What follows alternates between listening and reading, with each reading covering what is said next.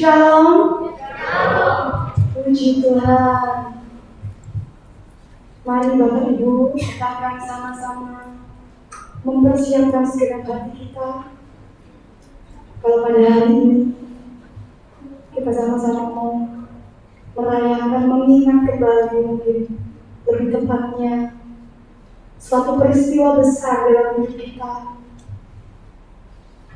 bahwa Allah yang Maha Kudus, Allah pencipta langit dan bumi,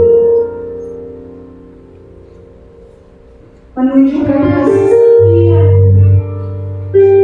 menunjukkan karyanya yang luar biasa, menunjukkan cintanya yang luar biasa dalam kehidupan kita.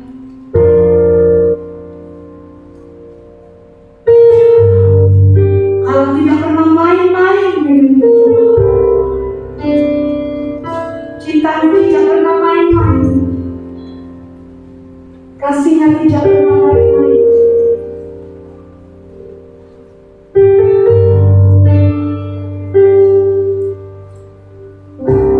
Mari pagi hari kita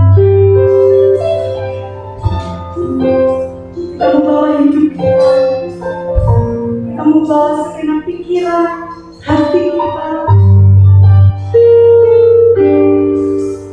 membawa semua hadapan Tuhan. Ampuni kami Tuhan, kalau mungkin selama ini kami masih belum memberikan hidup kami bersepadan dengan keselamatan yang Kau beri, bersepadan dengan darah yang Kau curahkan, bersepadan dengan tubuhmu yang dihancurkan buat kami. Ampuni kami tahu bahwa kita tulus, harga kita telah lunas di dalam. Ajar kami untuk menjaga hidup kami Tuhan, menjaga hidup kami, takut dan gentar menjaga keselamatan kami. Oh Yesus, terima kasih Yesus.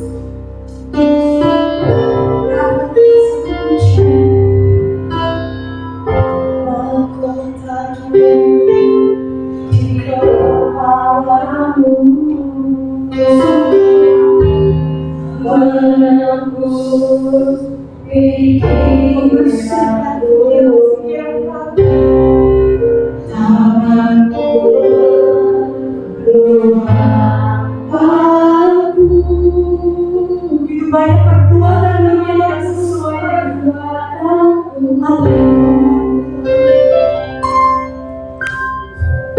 hidup di sejujur Tuhan, menyembuhkan aku yang dasar hidup.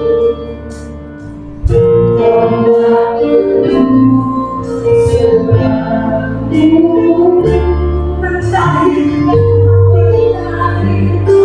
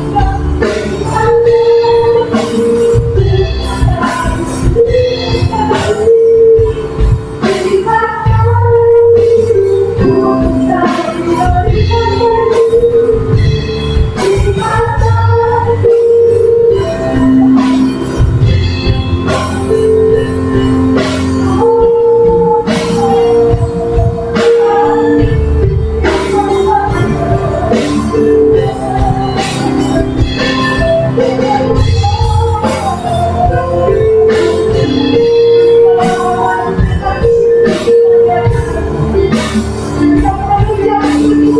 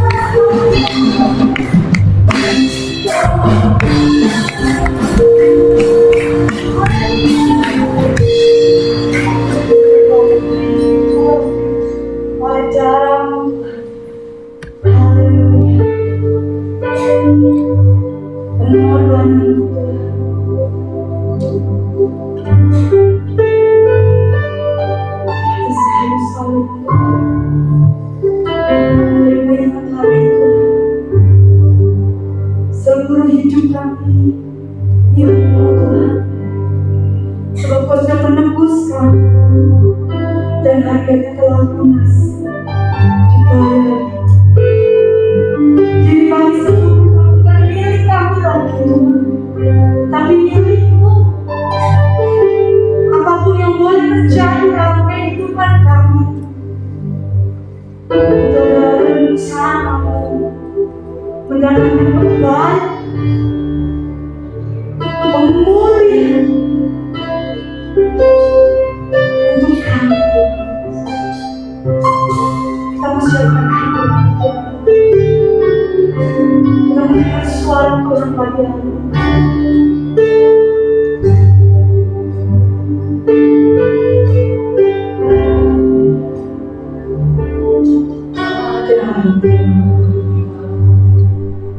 Yang mulia anugerah-Mu tercurah,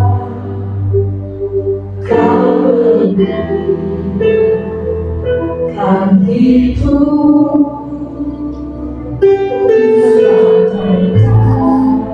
di dosa, sungguh lebih yang ku kira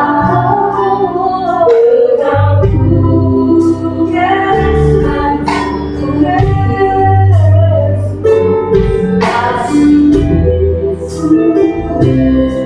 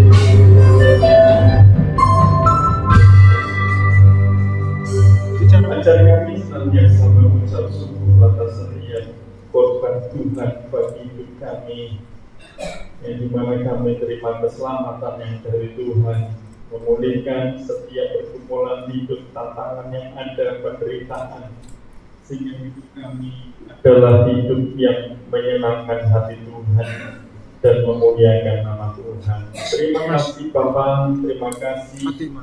Kami percaya anugerah-Mu sempurna bagi kami melalui pengorbanan Tuhan. Yang kami peringati hari ini adalah kami semakin menjadi pribadi yang terus menghargai pengorbanan Tuhan, dan kami tetap ada dalam kedewasaan hingga iman kami, iman yang terus bertumbuh, iman yang terus semakin dewasa, karena kami percaya Kau berkorban bagi kami Bapa, dan Kau menyelamatkan hidup kami. Terima kasih Tuhan, terima kasih sebentar kami akan mendengarkan firman-Mu, juga bersekutu dengan tubuh dan darah-Mu, mengurapi baik hamba-Mu maupun kami semua. Biarlah apa yang kami dengar dan kami pelajari pada pagi hari ini terus membuat hidup iman kami semakin kuat, dan kami terus berharap kepada Tuhan. Terima kasih Bapa, terima kasih kami sambut firman-Mu hanya di dalam nama Tuhan Yesus. Puji haleluya, amin. Ya, salam Bapak Ibu, ya puji nama Tuhan, bersyukur pada kebaikan kasih anugerah Tuhan. Hari ini kita memperingati Jumat Agung, di mana kematian Tuhan itu memberikan penebusan, pengampunan, dan keselamatan yang luar biasa bagi hidup kita semua. Puji nama Tuhan. Mari kita masuk dalam firman Tuhan yang terambil dalam Ibrani pasal yang ke-10 ayat yang ke-10.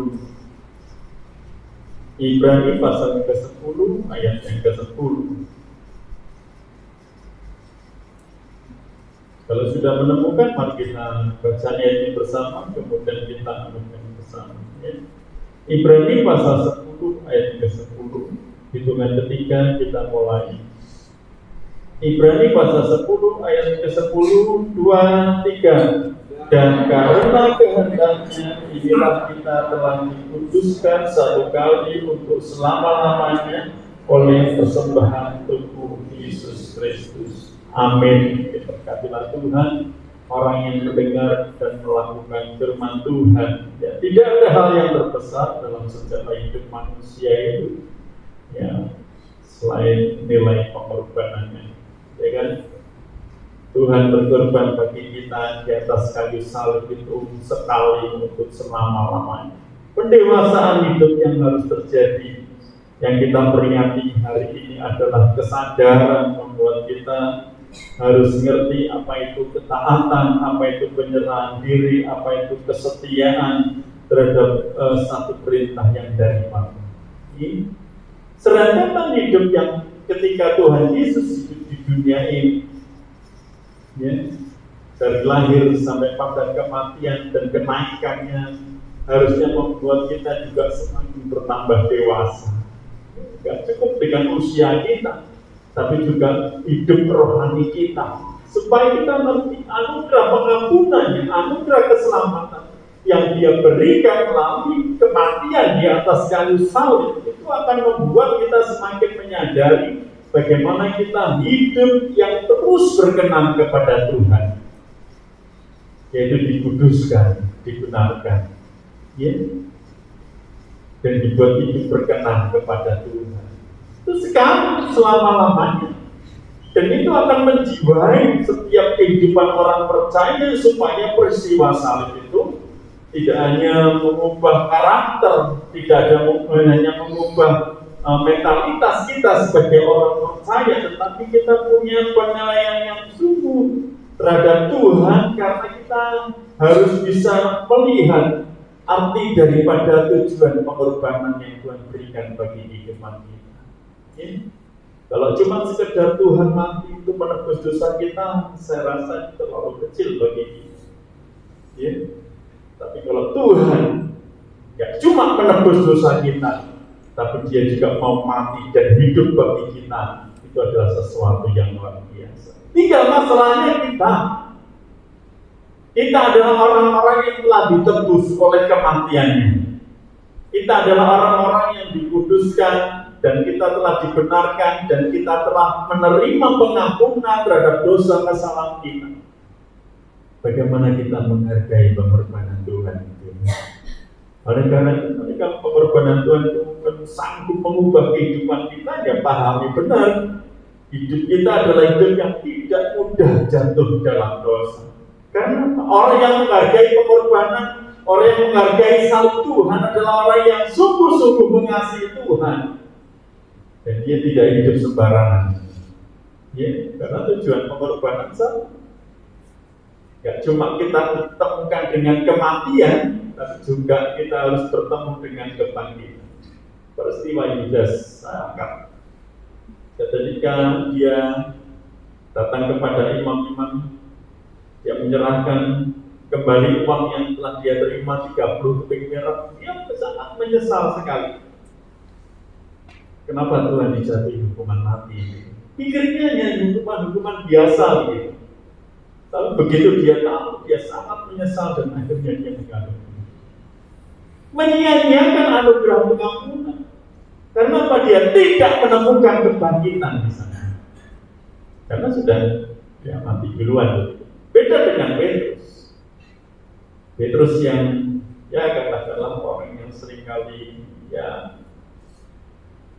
menjadi garda terdepan dari para murid-murid begitu ya. Bagaimana ketika Tuhan Yesus ditangkap di Taman Getsemani, sudah dia cabut pedangnya, dia potong telinganya, hamba imam besar, dan bagaimana dia menyangkal Tuhan 3 kali, pada akhirnya dia dipertemukan dengan tatapan Tuhan dan ayam dikokok 3 kali. Dia menyesal, tapi dia melihat kebangkitan yang mengubah hidup. Banyak hal yang terjadi ketika orang bisa menghargai pengorbanan Tuhan. Gak cuma jiwanya, gak cuma mentalitasnya, tapi hidup rohaninya pasti juga bertumbuh. Dia tidak mengedepankan satu kondisi keadaan dirinya, tapi dia akan melihat anugerah Tuhan melalui nilai pengorbanan itulah yang harus dipahami dalam kehidupan orang percaya. Ya. Supaya apa? Pendewasaan itu ada, kelihatan. Keselamatan kita juga nyata begitu. Dan itu dalam ayat ke-10 tadi dikatakan, dan karena kehendaknya lah kita telah dikuduskan sekali untuk selama-lamanya. Kenapa perlu? Bagaimana kita memandang dikuduskan sekali untuk selama-lamanya? Karena kita harus paham bahwa setiap pengorbanan Tuhan sekali lagi adalah anugerah bagi kita. Siapa yang mau berkorban ke orang lain? Ya. Mari pribadi Tuhan yang ditempatkan oleh Bapa menyelamatkan manusia berdosa. Dia punya kerelaan diri. Dia membangun kehidupannya, dan dia punya satu kehidupan dengan satu komitmen. Ialah kehendak yang terjadi. Apa yang kita pahami di sana? Apakah kita bisa menunjukkan nilai pengorbanan kita untuk mungkin seseorang atau mungkin orang yang lain, ya? Sehingga kita bisa berarti hidup kita bagi orang lain? Kadang-kadang sulit. Tapi kita diajar melihat pengorbanan Tuhan yang mendewasakan hidup, ya? Yang telah memberikan anugerah pengampunan, memberikan anugerah keselamatan bagi hidup kita. Dan kita cuma sekedar dituntut bagaimana menghargai, menghormati pengorbanan Tuhan dengan kehidupan yang sungguh-sungguh dengan Tuhan, bahwa kita telah ditebus oleh Tuhan melalui pengorbanan Tuhan. Mari jalani kehidupan kita dengan benar, ya. Dan berikan hidup kita sekali, ya, kesempatan hidup kita. Kalau kita nggak bisa menghargai pengorbanan Tuhan, hidup kita akan menjadi sia-sia. Kita tidak akan tadi ditemukan dengan kebangkitan, ya. Dan kita akan hidup dalam kesia-siaan. Tapi kita, mari anugerah ini mengantarkan kita, membawa dampak bagi kehidupan kita. Karena kita melihat pengorbanan Tuhan di atas kayu salib, di atas Golgota itu, memberikan satu pemahaman untuk kita bisa pahami tentang bagaimana kita mengasihi, menerjemahkan kasih, membagi kasih, dan menerapkan kasih itu dalam kehidupan kita. Tuhan telah berkorban bagi kita karena kasih-Nya bagi manusia yang berdosa ini. Ya. Kasih yang terbesar Dia tunjukkan melalui kematiannya di atas kayu salib. Apa yang kita tunjukkan dengan kasih kita kepada Tuhan? Ya. Apa yang kita bisa tunjukkan kasih kita kepada Tuhan? Masih jauh dari harapan Tuhan. Makanya sekali lagi dengan peristiwa Jumat Agung ini kita dibawa kepada satu pemahaman supaya pendewasaan iman kita ini benar-benar dapat terjadi dan kita bisa menghargai pengorbanan Tuhan itu sepanjang kehidupan kita. Dan hanya saat-saat seperti ini saja, kedepannya kita nggak pernah tahu apa yang terjadi. Situasi, keadaan negara, keadaan ekonomi, keadaan apapun. Nah, kembali lagi, kalau dosa saja diselesaikan oleh Tuhan, kehidupan kita juga pasti dapat dipelihara oleh Tuhan. Kita memang kesulitan apa? Kita hanya perlu percaya kepada Tuhan, membawa hidup yang penuh dengan kasih yang Tuhan berikan bagi kehidupan kita.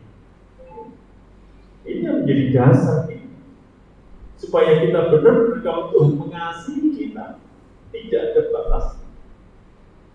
Tapi kadang-kadang kita yang mengasihi Tuhan itu masih hitung dengan perhitungan yang matang. Tapi coba Tuhan mengasihi kita, nggak peduli siapa diri kita, nggak peduli masa lalu kita, nggak peduli perilaku kita, Dia tetap mengasihi. Dan supaya kita semakin dewasa melihat kasih Tuhan yang luar biasa bagi kita. Yang kedua adalah tentang kesetiaan. Kita berbicara kesetiaan.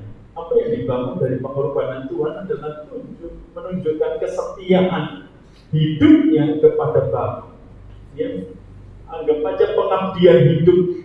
Ketika Dia turun ke dunia, Dia menepati segala sesuatu, Dia lakukan perintah Bapa dan Dia melakukan yang terbaik buat Bapa untuk kemuliaan Bapa di surga sampai pada hari kematian.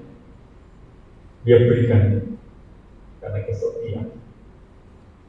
Nah, beda dengan para murid. Ketika Tuhan Yesus ditangkap, di mana para murid? Ketika Tuhan Yesus disalib, di mana para murid? Ketika Tuhan digantungkan disalib, bawa salib saja. Di mana Tuhan di Via Dolorosa itu nggak sanggup, nggak kuat untuk salib. Di mana para murid? Jangan-jangan kita juga sama seperti para murid. Ketika penderitaan itu ada, kita malah sembunyi. Kadang-kadang seperti itu.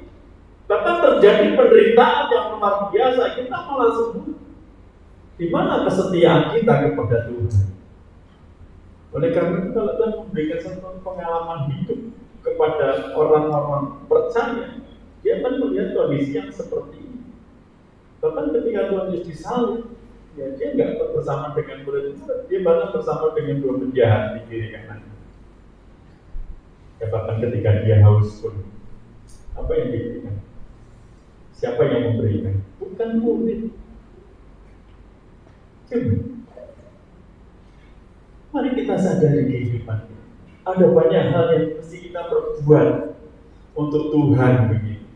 Bukan untuk memuaskan ego keinginan kita sendiri, ya. Tapi tunjukkan kesetiaan kepada Tuhan. Kalau Tuhan melakukannya karena Dia setia kepada Bapa, lakukan sepanjang hidup kita karena kita juga setia kepada Tuhan. Ya. Apa yang perlu dibangun di sana? Mari kita bawa kehidupan kita menjadi satu kondisi kehidupan yang terus kita bangun sebagaimana kita harus berbuat untuk Tuhan, bukan berbuat untuk diri kita. Gak cuma kasih kesetiaan, yang ketiga adalah keteladanan ini. Bagaimana seorang guru ketika dia akan meninggalkan para murid, dia harus basuh kaki murid-muridnya supaya mereka mampu mengerjakan apa yang dikerjakan Bapa dan apa yang telah diajarkan kepada mereka. Gak ada guru yang seperti ini. Gak ada Tuhan yang seperti ini. Bahkan ketika Petrus basuh kakinya. Tuhan jangan cuma kaki, seluruh badan lain, malah menuntut lebih yang gitu. Terus nggak pernah tahu apa yang terjadi kemudian nanti ketika Tuhan harus mati dan bangkit pada akhirnya. Dia belum paham bagaimana artinya memikul salib, bagaimana menghadapi salib itu semua. Ya. Bahkan ketika para murid diajak untuk bertekun dalam doa tamu Getsemani, mereka didapati nggak sanggupkah mereka berjaga-jaga 1 jam saja.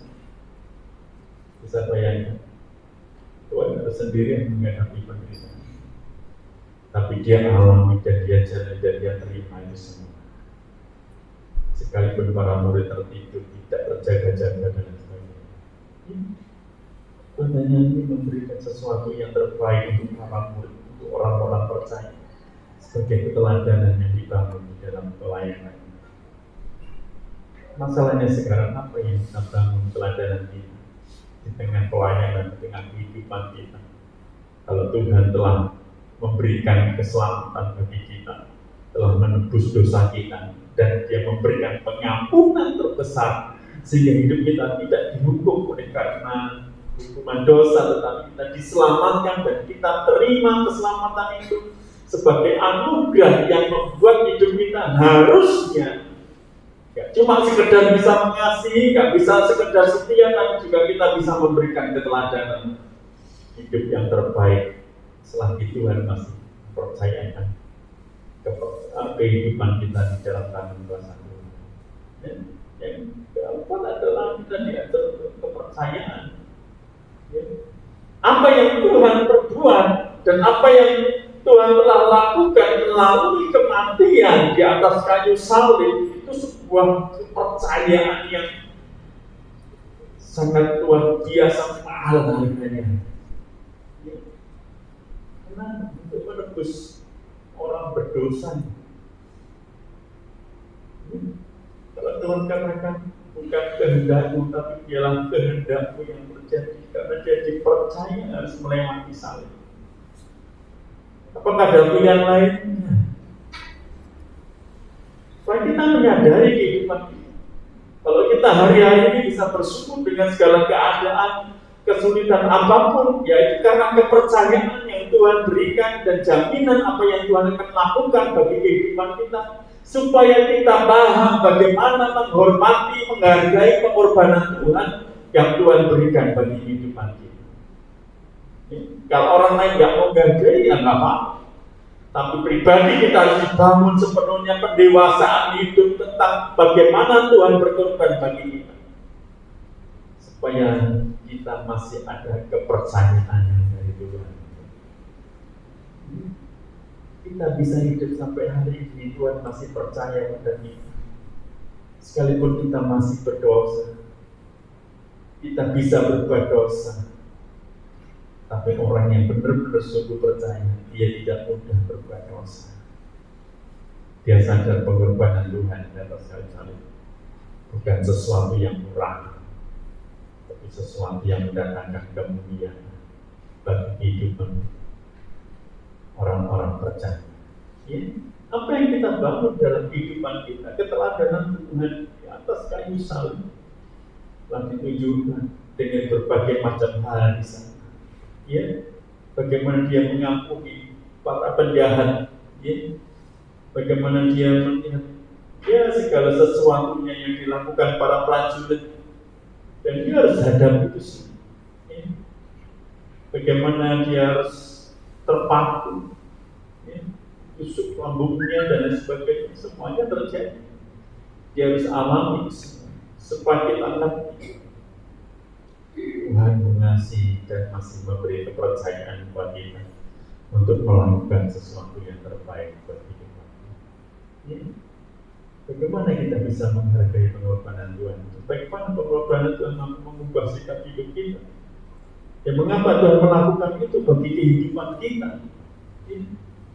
Kita perlu mereview lagi, merefresh lagi pemahaman kita tentang arti pengorbanan Tuhan, supaya kita nggak salah dengan cara berpikir kita. Kalau Tuhan mati hanya sekedar menebus dosa kita, enggak. Dan Dia akan memberikan yang lebih dari sekedar menebus dosa kita. supaya hidup kita, hidup yang benar-benar diselamatkan dan hidup dalam keselamatan yang dari Tuhan. Semua kan ingin seperti itu. Hidup terpelihara, hidup yang dijamin, hidup yang dijanjikan, hidup yang penuh dengan pemulihan yang dari Tuhan. Supaya kita bisa melihat bagaimana pengorbanan Tuhan itu tidak menjadi sia-sia bagi orang percaya, tapi benar-benar berdampak bagi kehidupan kita. Dan itu Tuhan lakukan. Tuhan lakukan bagi kehidupan kita. Karena apa? Mari kalau kita melihat di dalam Ibrani pasal 10 ayat 1 sampai ke 4, mari kita lihat ayatnya ke-4. Ibrani pasal 10 ayat 1 sampai ke 4, kita baca ayatnya ke-4. Sebab tidak mungkin darah lembu jantan atau darah domba jantan menghapus dosa. Artinya kita melihat campur tangan Tuhan yang ada di sana. Kenapa Tuhan melakukan pengorbanannya untuk kita semua? Karena ketidaksanggupan kita menyelesaikan dosa, kesalahan, pelanggaran kita ini. Makanya Tuhan Allah Bapa yang harus menyelesaikan dosa. Karena nggak bisa kita menyelesaikan dosa. Terus mata ganti perbuatan baik aja. Nah, kita timbang perbuatan baik dengan perbuatan jahat kita. Kira-kira ada yang di banyak mana? Bisa menggantikan dosa kita? Membayar dosa kita? Gak akan. Karena kegagalan kita, Anda dan Hawa menyelesaikan dosanya, dia petik daun arang, dia pakai menjadi pakaian, dan kita tahu ukuran daunnya itu berapa hari yang lama-lama kering dan rontok kan begitu. Tapi coba Tuhan selesaikan dengan mengorbankan darah domba dan membuat pakaian dari kulit binatang. Gambarannya sama. Ketika kita juga begini, ketika jatuh dalam dosa, ketika kita melakukan kesalahan, pelanggaran, kita nggak mampu menyelesaikan dosa kita sendiri dan harus Tuhan. Makanya diharapkan kita menghargai pengorbanan Tuhan karena Dia sudah melakukan yang terbaik bagi kehidupan kita. Nilai pengorbanannya ada di sana yang menyelamatkan kita dari kematian. Sebab upah dosa adalah maut. Ya, mari kita sadar di kehidupan kita nggak mungkin bisa menyempurnakan keselamatan dengan usaha upaya kita sendiri. Sekalipun kita bisa berkorban begitu, tapi korban kita nggak sebanding dengan apa yang menjadi tuntutan Tuhan dalam kehidupan kita. Kita diajar supaya kita tetap menghargai pengorbanan itu menjadi suatu kehidupan yang sempurna yang harus menyertai kehidupan kita sampai hari ini. Makanya kalau dengan pengorbanan Tuhan kita diingatkan kita nggak sanggup dan kita tidak bisa menyelesaikan dosa sendiri. Dan Tuhan mati dan berkorban bagi kehidupan kita supaya kita bisa bangkit. Jadi tadi berapa banyak lembu jantan yang harus kita korbankan, berapa banyak domba jantan yang harus kita korbankan untuk menyelesaikan dosa kita. Ya, katakanlah Malik punya domba, punya lembu yang luar biasa banyaknya ribuan. Dan tiap hari berkorban untuk anak-anaknya begitu supaya ada penebusan, pengampunan.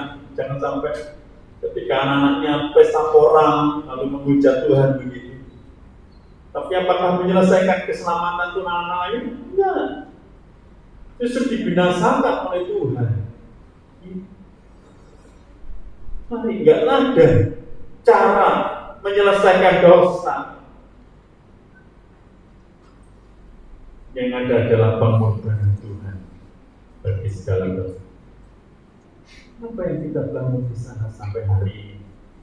Karena kita tetap mengerti anugerah Tuhan tadi yang sempurna, anugerah Tuhan tadi yang berikan keselamatan. Karena Dia harus berkorban karena kita menyadari kehidupan manusia nggak mungkin bisa menyelesaikan dosanya, pelanggarannya, kesalahan. Dan Tuhan harus gantikan seperti ini. Korban Kristus, korban yang ada pengampunan. dan sanggup memberikan keselamatan bagi kita. Apa yang kita bangun di sana perlu untuk kita pahami benar bahwa kita memang adalah orang-orang yang harus menyadari tentang pengorbanan itu. Karena tadi satu, kita tidak bisa menyelesaikan dosa. Ada yang bisa menyelesaikan? Tidak akan ada. Mau berbuat baik apa? Kita harus tetap menghargai pengorbanan itu. Yang kedua, kalau kita baca ayat ke-8 sampai yang ke-14,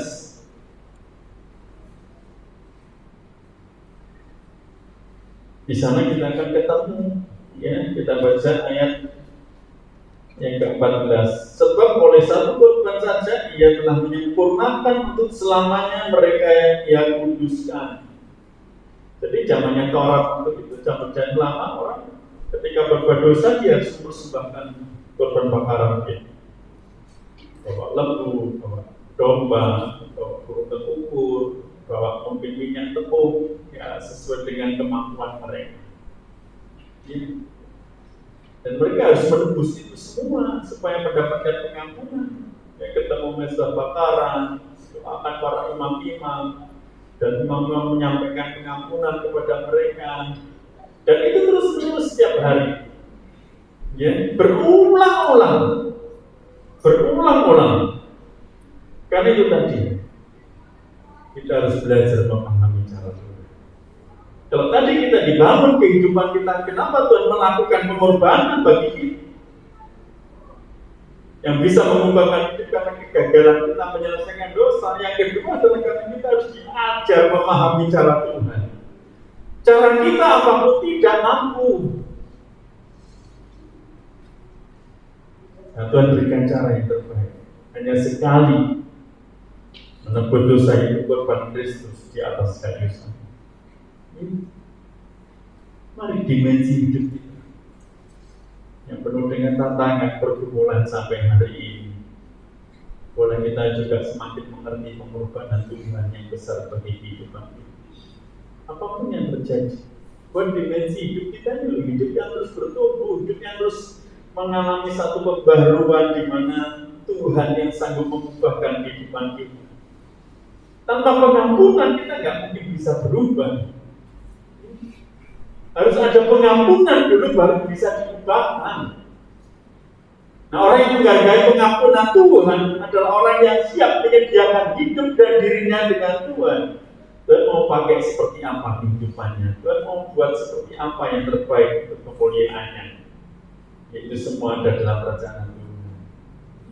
Kita cepat akun ini, hari kematian Tuhan yang kita peringati itu membuka satu wacana buat kehidupan kita.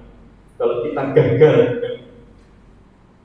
marilah kita sadar bahwa yang perlu kita bangun adalah terus percaya kepada Tuhan dan menghargai pengorbanan Tuhan itu sampai kita menemukan kemuliaan dan janji Tuhan. Karena Tuhan mengasihi kehidupan kita, ya, supaya kita melihat korban Kristus tidak menjadi sia-sia, karena semua ada dalam rencana Tuhan. Ya.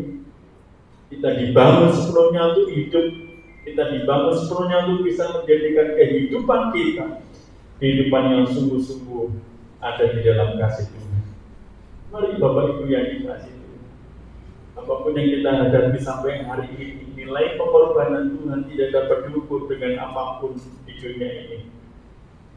Karena kita tahu bahwa nilai pengorbanan Tuhan ini mahal, yang harus menebus dosa, kesalahan, pelanggaran kita.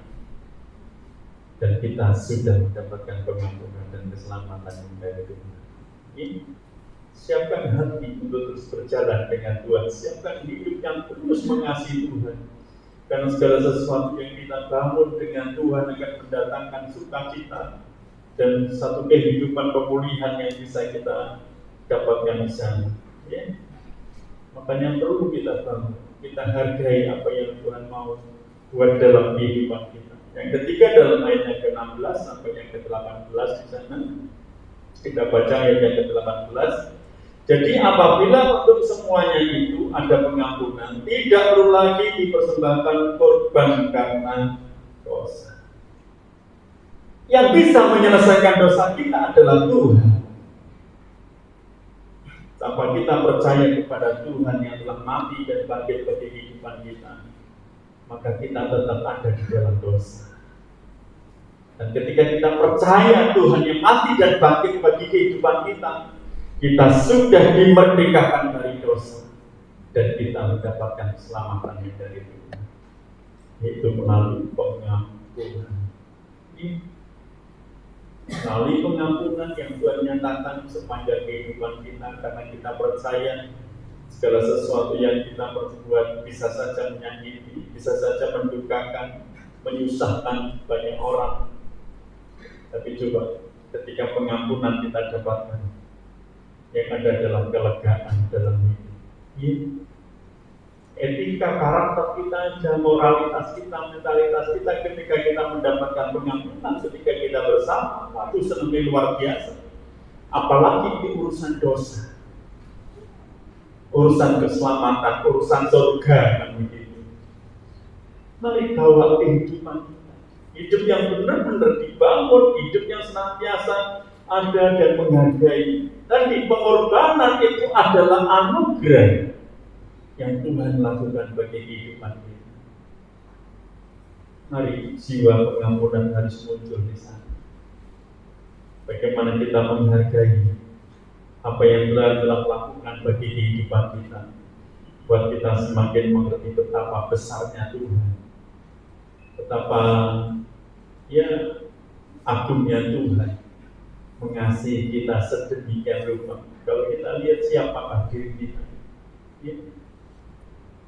menyenangkan Tuhan juga selalu, memuliakan Tuhan juga tidak selalu. Tapi Tuhan menunjukkan kasih-Nya supaya kita bisa menghargai apa yang Tuhan lakukan bagi kehidupan kita. Pengorbanan Tuhan sanggup mengubah hidup supaya kita terus bertumbuh, semakin bertambah-tambah, menguatkan iman percaya kita, sehingga hidup kita semakin berkenan. Nilai pengorbanannya Tuhan jangan sekedar diukur dia mengampuni saja. Ya, bukan hanya mengampuni, tapi dia juga memulihkan dan dia juga menyelamatkan kehidupan kita. Pengorbanan Tuhan hari ini yang kita berikan, kematian di atas kayu salib harus menjadi momen bagi kehidupan kita, untuk kita terus bangkit dari keterpurukan. Mungkin kelemahan iman kita, ketidakberdayaan kita, biarlah kita melihat bagaimana kasih, keteladanan, kepercayaan, pengorbanan Tuhan sebagai anugerah itu sanggup mengubahkan kehidupan kita, dan kita terus diberkati oleh Tuhan, disertai, dimuliakan, dipulihkan, bahkan diselamatkan oleh Tuhan. Apapun yang kita hadapi, mari maknanya adalah pengorbanan Yesus adalah pengorbanan yang sempurna. Tidak ada korban yang sempurna selain pengorbanan Tuhan. Dampaknya luar biasa, mengubahkan setiap hidup manusia. Siapapun yang bertemu dengan kebangkitan, kematian Tuhan, mereka akan mendapatkan anugerah yang luar biasa. Sekarang bagi kita, mari, kalau dia telah menyelamatkan melalui kematian dan pembebasan hukuman, dalam Kristus yang ada, yang telah memberikan pengampunan keselamatan hari ini, akan mengubahkan setiap kehidupan kita, dan kita menjadi orang-orang yang terus dipercayai oleh Tuhan untuk terus hidup dalam kasih anugerah Tuhan. Hargai pengorbanan Tuhan, dan kita akan melihat bagaimana cara Tuhan memulihkan kehidupan kita. Bapak Ibu yang dikasihi Tuhan, pada kita semakin mengerti apapun yang terjadi, bahwa kita hidup oleh karena Tuhan, bukan karena kekuatan kita. Mari lakukan yang terbaik. Buat kita tidak menyanyiakan pengorbanan Tuhan. Walaupun sebagian orang menganggap salib adalah kebodohan, tapi kita orang percaya salib adalah anugerah yang mengubahkan kehidupan kita, yang terus membawa hidup kita ada pengampunan, ada keselamatan, dan pemulihan yang terberikan hari ini sampai selama-lamanya. Kita percaya, kita harus tetap melihat campur tangan Tuhan itu menjadi kekuatan bagi kehidupan kita, sehingga hidup kita semakin berkenan. Makanya dikuduskan sekali untuk selama-lamanya. Hargai kekudusan Tuhan, dan kita akan menikmati hidup melalui pengorbanan Tuhan, karena keselamatan sudah diberikan bagi kehidupan kita, dan kita dipulihkan. Biarlah firman Tuhan berkati kita, memberi kekuatan kita terus berjalan, terus maju dengan Tuhan, karena Tuhan kita adalah sempurna adanya bagi kehidupan kita. Mari kita mempersiapkan diri untuk menerima perjamuan kudus. Bapak Ibu bisa mengambil, mungkin bagi yang belum mendapatkan bisa mengambil di depan. Mari kita persiapkan hati kita naikkan dan kita Tuhan kau sempurna.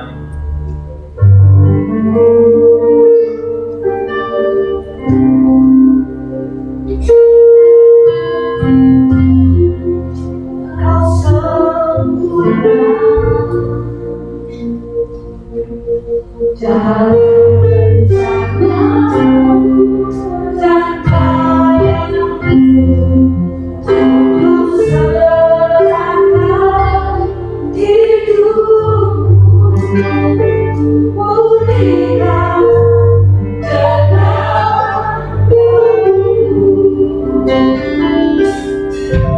Tuhan, kau sempurna.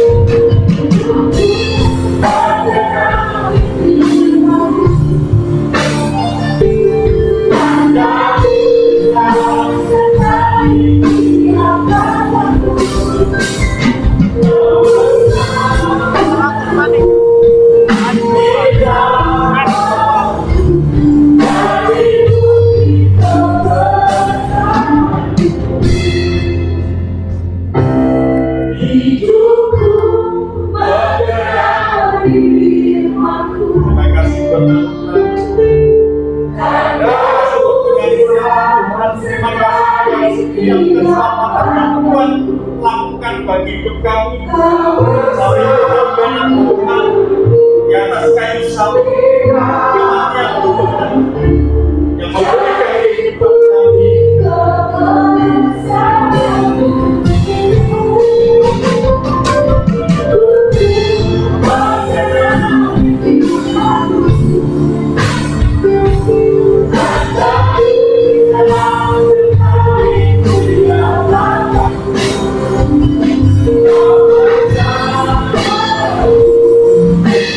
Yeah.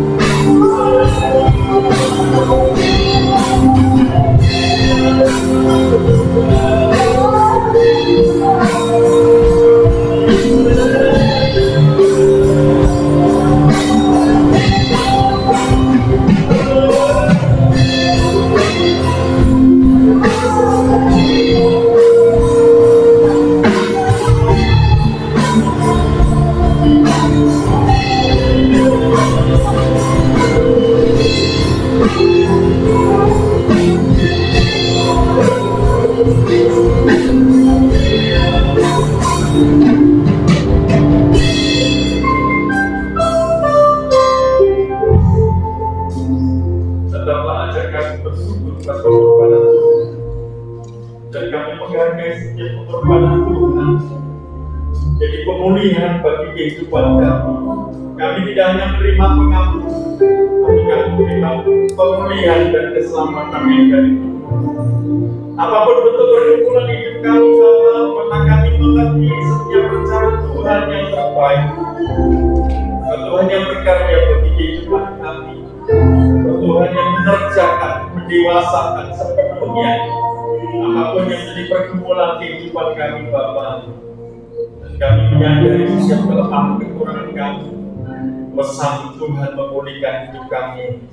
Terima kasih Bapa, terima kasih dan Bapa telah menyampaikan firman-Mu. Mari Bapa menerangkan dalam kehidupan kami, buat kami paham akan setiap rencana kehendak-Mu dan kami berjalan di firman-Mu Tuhan.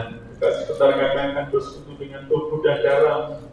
Berkati roti dan anggur sebagai lambang tubuh dan darah Tuhan yang akan bersatukan dengan tubuh darah kami. Karena kami percaya untuk memulihkan hidup, mengubahkan kami. Karena pengorbanan Tuhan anugerah yang sempurna bagi kami. Terima kasih Bapa, terima kasih. Ialah kemurahan, campur tangan, kedewasaan, pemulihan yang dari Tuhan. Terus mengerjakan kehidupan kami hari ini sampai selama-lamanya. Terima kasih Bapa, terima kasih. Mari kita angkat roti di atas kepala kita. Pada tubuh Tuhan yang terpecah-pecahkan. Pada tubuh Tuhan yang telah memberikan baru dalam kehidupan kita. Ialah pemulihan Tuhan terjadi. Dan keselamatan Tuhan selalu yang ada dalam sepanjang kehidupan kita. Dengarkan firman Tuhan.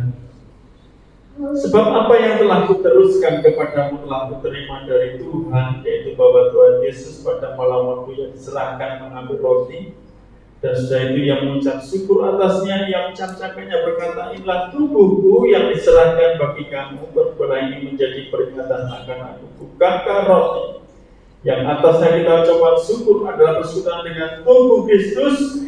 Amin. Haleluya. Terima makanlah di dalam nama Tuhan Yesus.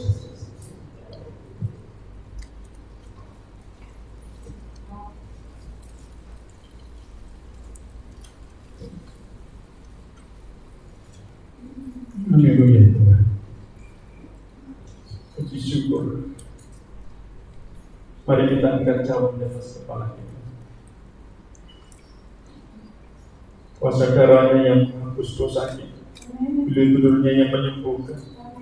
Buat kita tetap memahami pengorbanan Tuhan yang sanggup mengubah kehidupan kita hari ini sampai selama-lamanya. Dengarkan firman Tuhan.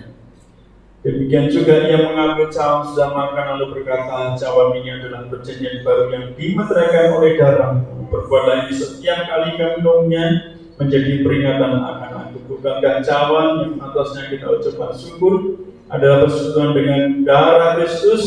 Amin. Haleluya. Terima, minumlah di dalam nama Tuhan Yesus.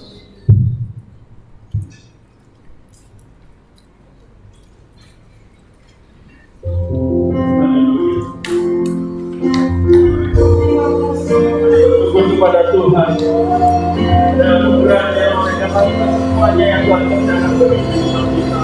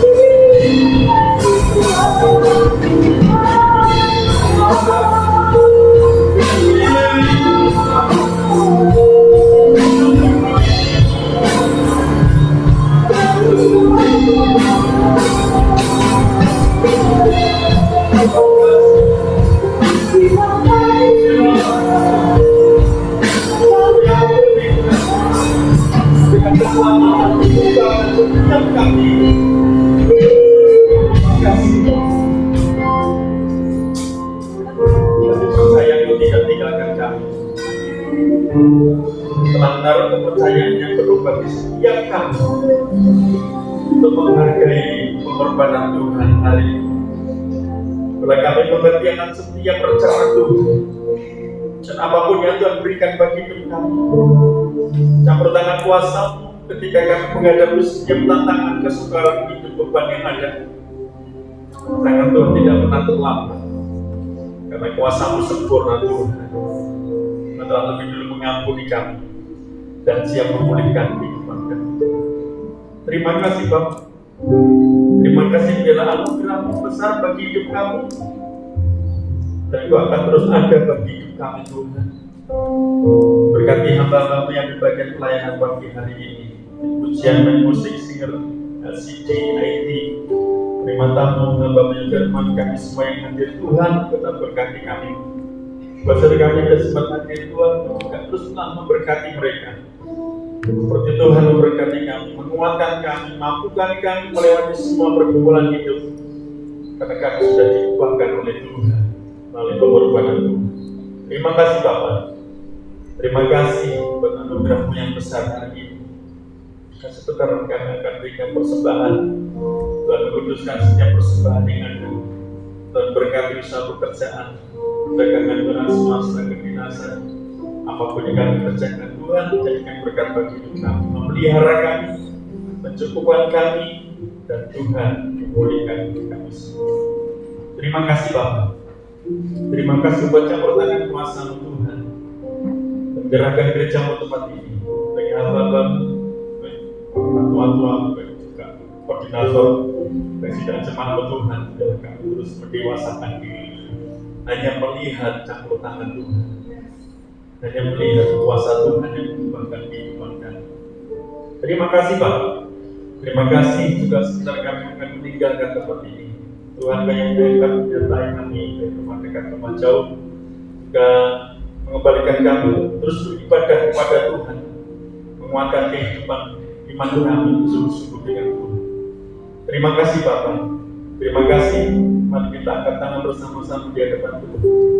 Bapak yang dikasih Tuhan, terimalah, bawalah pulang kepada mesa anugerah, kasih karunia dan meseteran dari surga berkati mulai saat ini sampai kedatangan Tuhan kedua kali. Terima kasih Bapa, kami terima berkat.